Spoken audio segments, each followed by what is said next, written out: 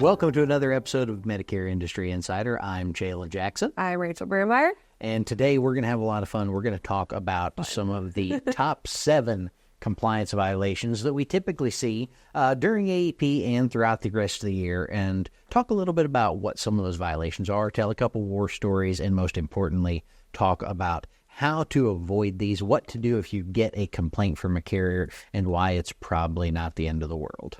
I love it. Yes, we're going to have lots of fun with compliance today. And I think this is important because a lot of people have like a lot of fears of what does this mean?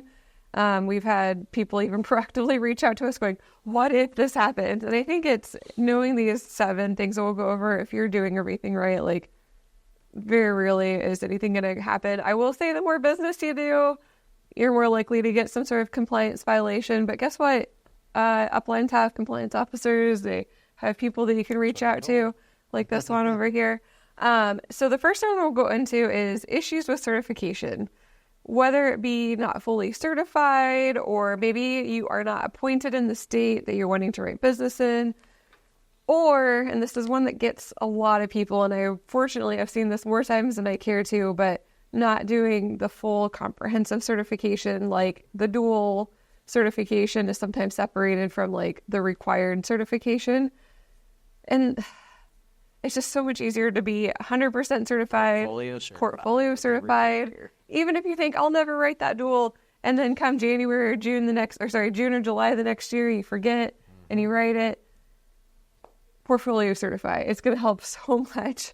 But I have unfortunately ran into way more people who've had that situation. And normally what happens is, and correct me if I'm wrong, things have changed, but normally what happens in that is they get terminated from that carrier if you do write a piece of business that you were not certified for. So That's what you need. Not usually for first that's why I'm throwing it over him. Not so much for a first offense. I mean, so let's back up half a step, because for sure, definitely one of the most common issues is certification issues. And the only thing I would add to that is what I commonly see is state appointment issues between upline and downline. So making sure that if you work for an agency and you get a referral or have a family member, make sure your agency, the agency you work for, is also appointed and licensed in that state, in addition to checking your own licenses and appointments, because that can also cause issues. But to back up half a step, because I really want to start with consequences, because I want a lot of people to not feel like they're going to be out of business. Okay, you're talking like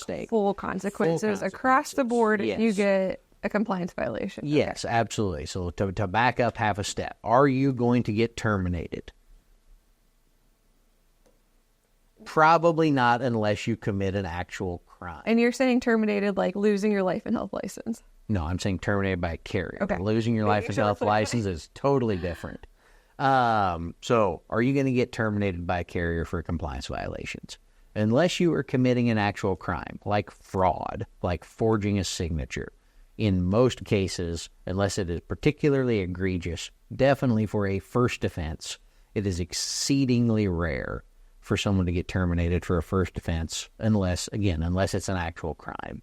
If there's a certification issue, if you get a complaint, if there's something like that, it is way, way, way, way, way more common. As in, like, again, I'm not telling you all to go out and do bad things by any means, but it is really uncommon for an agent to get terminated for a first offense for something that is not an actual crime, something like a certification issue.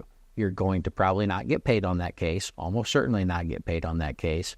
You are going to probably have to do some coaching or some additional training through the carrier. And you're going to get, it's not exclusively a point system, but you're going to get a point on your record, so to speak, with that carrier. But a couple of other points on kind of administration of complaints and issues and how it works. The first thing I tell every agent, because I get panicked calls pretty regularly, I got a complaint, it's the end of the world, I'm going to be out of business, my kids are going to be homeless, it's the end of the, over. It is not at all that dire a situation. I'm not saying it's not serious, but it's not the end of the world. A complaint is an administrative process. That's all it is. It is 100%, because I've actually helped several people through appeals with complaints, and it is a lot of paperwork and proving things to appeal it. And a lot of people, about half the people get appealed and it gets taken care of. So I think you were onto something of like, it's not the end of the world. And as long as you were having best intentions of taking care of that person sitting across from you, and you were doing everything in a manner that like has best intentions, that's what we're looking for. Absolutely. So just to clarify the process, a carrier receives a complaint either directly from a member or from CMS. There's a process it has to go through. They have to establish what agent was involved in this enrollment that is the subject of the complaint. They have to reach out to that agent and go through a process of collecting information, make a determination of who, if anyone, is at fault. The single most common conclusion for a complaint investigation is inconclusive, meaning there's not really enough to say anyone was right, wrong, or indifferent.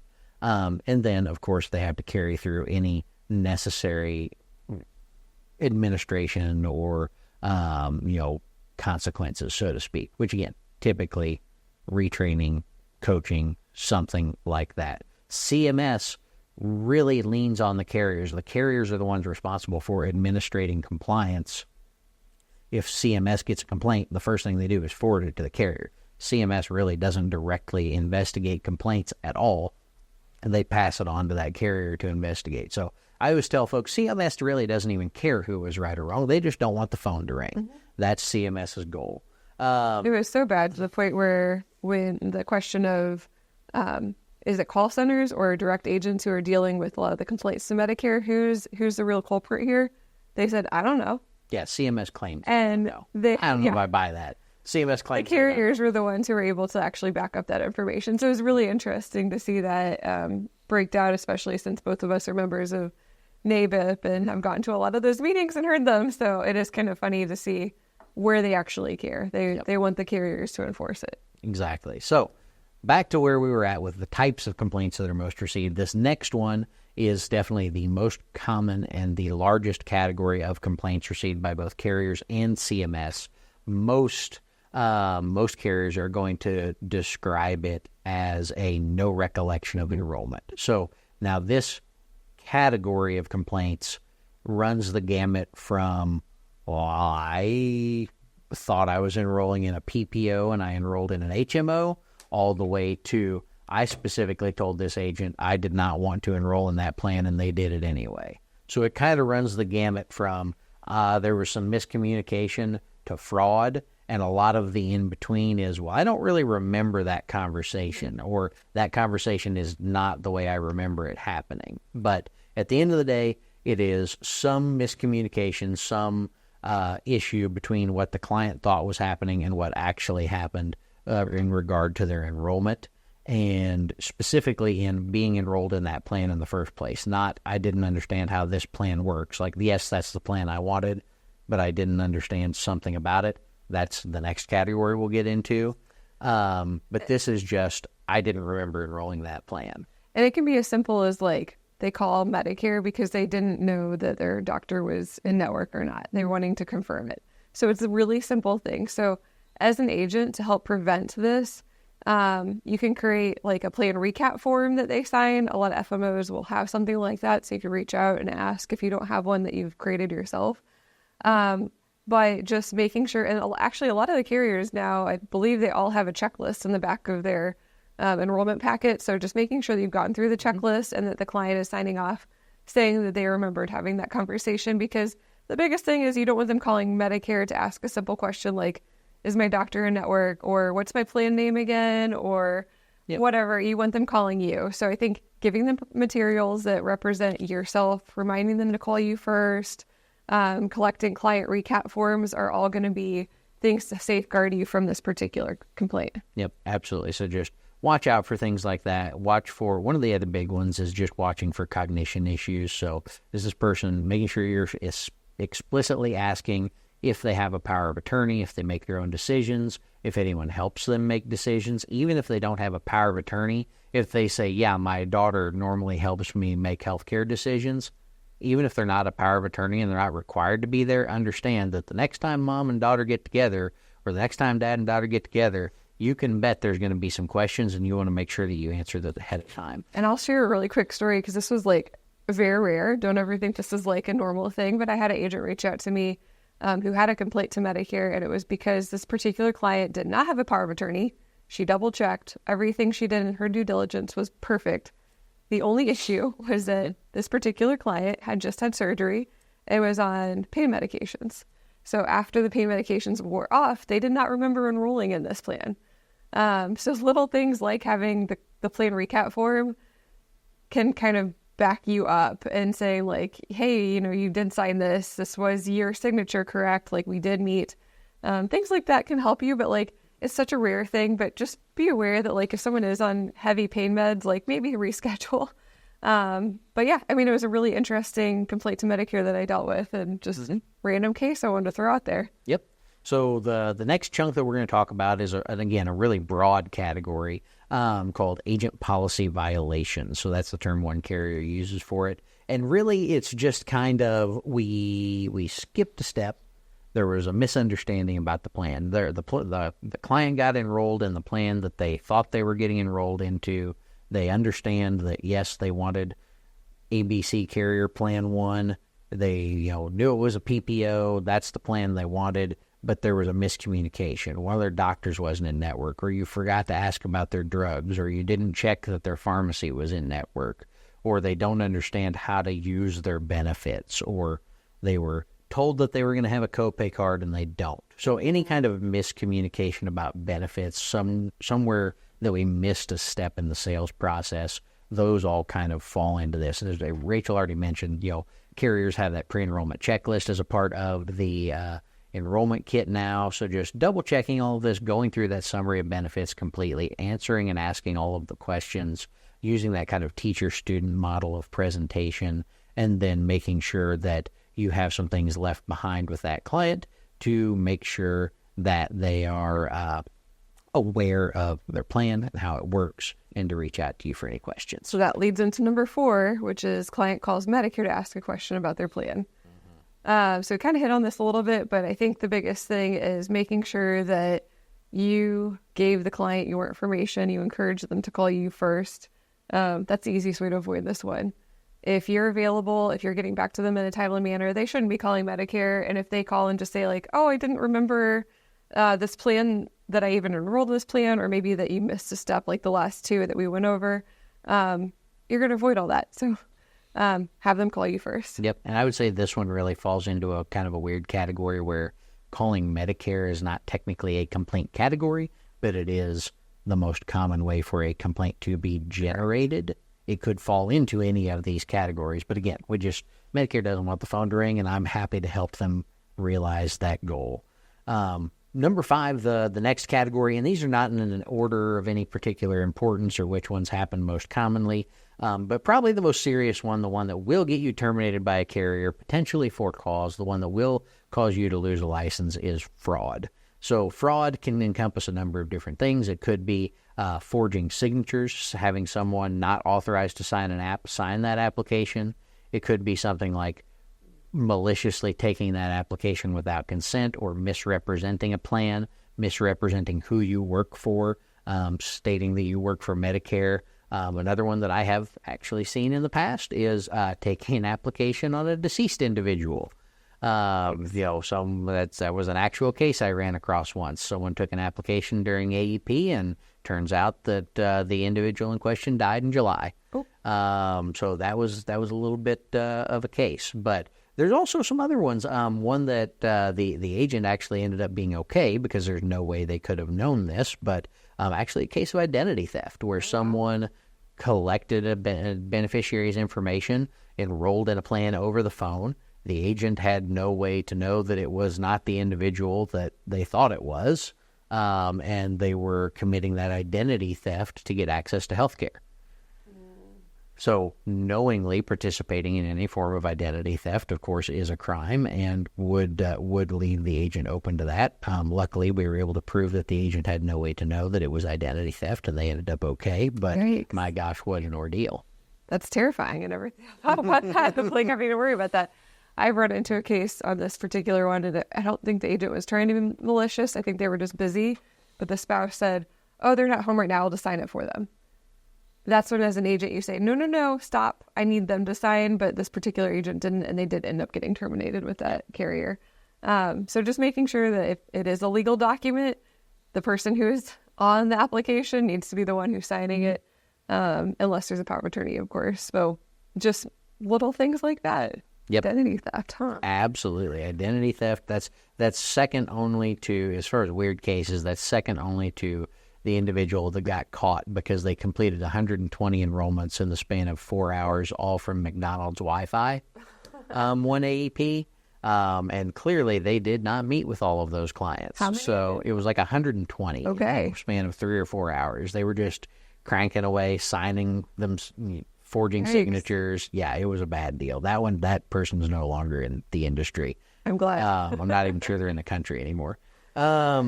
Next one is marketing violations. This can be a lot of different things. It could be using unapproved marketing pieces. Going forward, it could be violating the new one-to-one consent rules. It could be door knocking or cold calling on a product that requires a scope, not having good chain of enrollment documentation, or any number of other violations related to how you market a plan and not doing it in an appropriate manner. Yeah, and I think you brought up a good topic of the one-to-one consent, which is going to be a new final rule situation for marketing this year. And we've had a lot of questions on it, but essentially, like, it's going to change the way our lead sources look like, but making sure that you are the one putting that out, and it does fall back on you as the agent to make sure that if you are using an external source like a lead company, that it's your responsibility to make sure that you have seen every chain of enrollment, or at least a chain to collect that data for that client.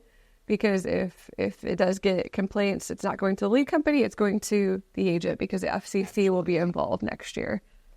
Absolutely. So last category we want to talk about, and this is one we don't see as much anymore. Technology has made this one pretty obsolete and extremely rare, and that's late application submissions. As we all know, we're required to get those applications in within 48 hours, and some carriers actually shrink that down to a 24-hour turnaround on application submissions. But that is a compliance violation if you stretch that time frame out. But again, because of e-applications, that is something that we see shrink drastically. I can't remember the last time I actually saw a complaint come through for a late application. So, just double checking, use e-apps when you can, verify that faxes went through if you did happen to need to fax a paper app. Make sure that everything is completely submitted. You didn't forget that last checkbox or that last submit button.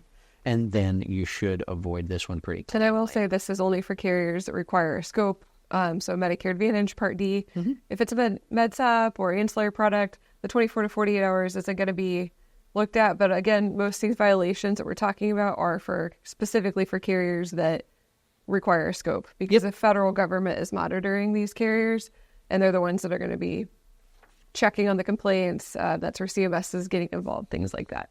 Yep. So hopefully that gives you a good idea of some of the most common pitfalls and challenges that agents face during AEP and throughout the year in terms of complaints. This is one of those reasons that we keep 10 years worth of records. I just saw a complaint last week come through for an enrollment that took place in 2022. So don't think for a minute that they can't come back way after the fact and investigate a particular case. But the big thing to know is not to panic. Everything will be okay. This is an administrative process, and if you do enough business, statistically, at some point you will get a complaint.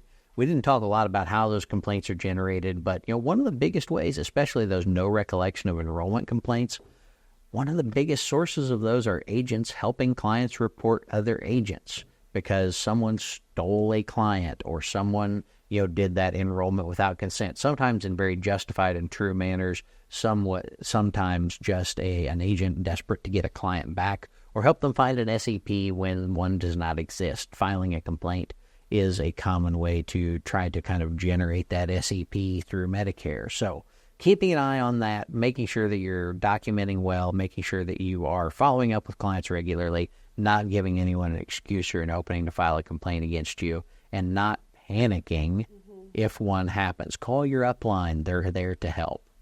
100%. So I think we did a really good job of summarizing the top 7 compliance violations. Yeah. We have some good resources. We've got some good CYA forums or forums to kind of document your enrollment process. If there's anything at all that you've got questions on, Uplands have great compliance officers that you can reach out to, like one sitting next to me. And if you have any questions, definitely don't panic. Just ask. Absolutely. All right. Well, thank you so much for watching another episode, and we'll catch you later.